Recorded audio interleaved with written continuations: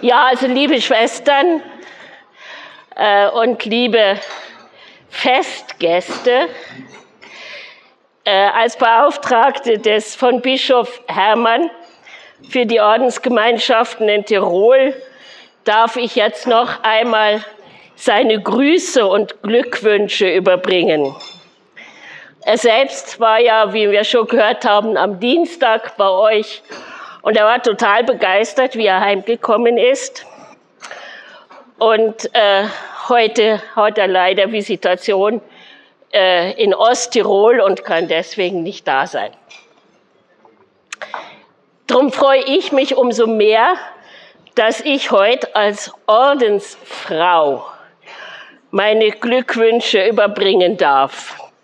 Ich selbst gehöre auch einer Ordensgemeinschaft an, den Ordensfrauen vom Sacré-Cœur, auch eine internationale Gemeinschaft. Und ich habe schon gemerkt, viele von euch kennen unsere Mitschwestern in Indien oder sonst wo. Und ich muss ganz ehrlich sagen, mir ist heute das Herz wieder aufgegangen bei diesem schönen internationalen Gottesdienst. Die missionsärztlichen Schwestern, die haben mich eigentlich schon begeistert, seit ich ich weiß nicht, wir haben gerade mal gedacht, so vor ungefähr 30 Jahren uns getroffen haben, die Schwester Agnes und ich. Ich glaube, da waren wir beide Provinzoberinnen. Und sie hat mir erzählt von den missionsärztlichen Schwestern bei einem großen Ordenstreffen und ich fand es richtig gut. Und da haben wir uns blendend verstanden und ich freue mich, dass wir jetzt wieder beieinander sein dürfen. Ich habe gesagt, ich freue mich als Ordensfrau, aber auch als Frau in der Kirche, weil Anna Dengel war eine Pionierin, die im wahrsten Sinne des Wortes Unmögliches gewagt hat, als Frau und als Ordensfrau. Sie war eine der ersten Ärztinnen in Tirol. Durch ihre Ausbildung hatte sie auch schon ganz früh einen internationalen Weitblick über das Lechtal, über das Außerfern, über Tirol hinaus.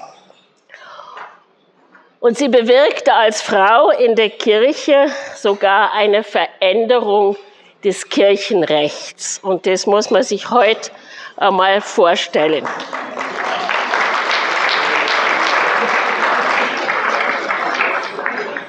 Sie hat es tatsächlich geschafft, dass sich das Kirchenrecht so verändert hat, dass es die Möglichkeit eröffnet hat, dass Ordensfrauen als Ärztinnen arbeiten durften, was bis dahin laut Kirchenrecht verboten war.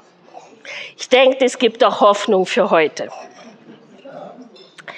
Anna Dengel war eine wirklich starke Frau und ich habe mir überlegt, woher bezog sie wohl ihre Kraft? Ich selbst bin davon überzeugt, dass sie dies alles nur schaffen konnte, dass das alles nur ein Mensch bewirken kann, der eine ganz tief verwurzelte Gottesbeziehung hat. Eine Gottesbeziehung, wie sie Jesus einmal im Bild vom Weinstock beschrieben hat und gesagt hat, ich bin der Weinstock, ihr seid die Reben.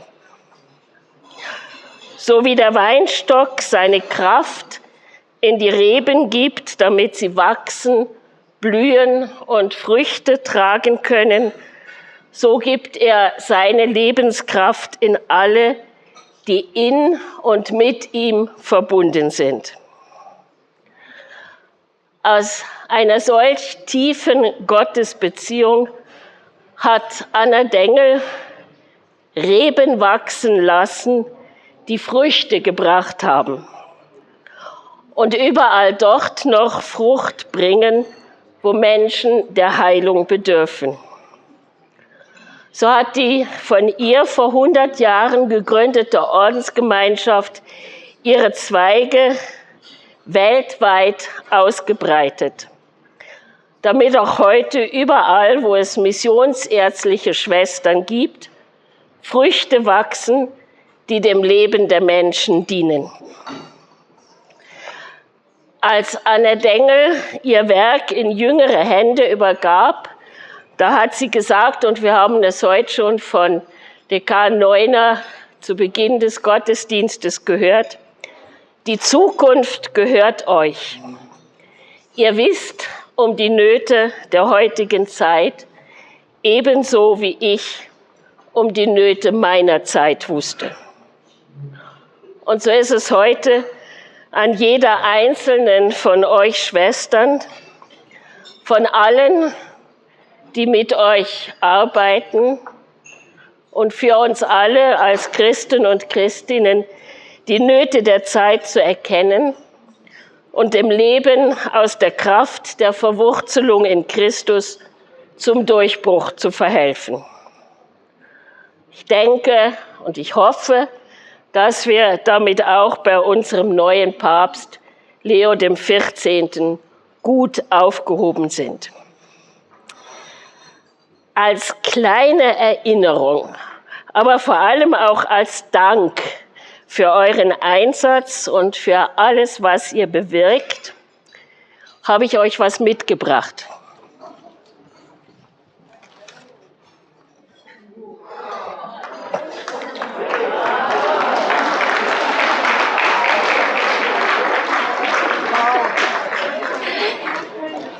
Ich habe euch einen Weinstock mitgebracht.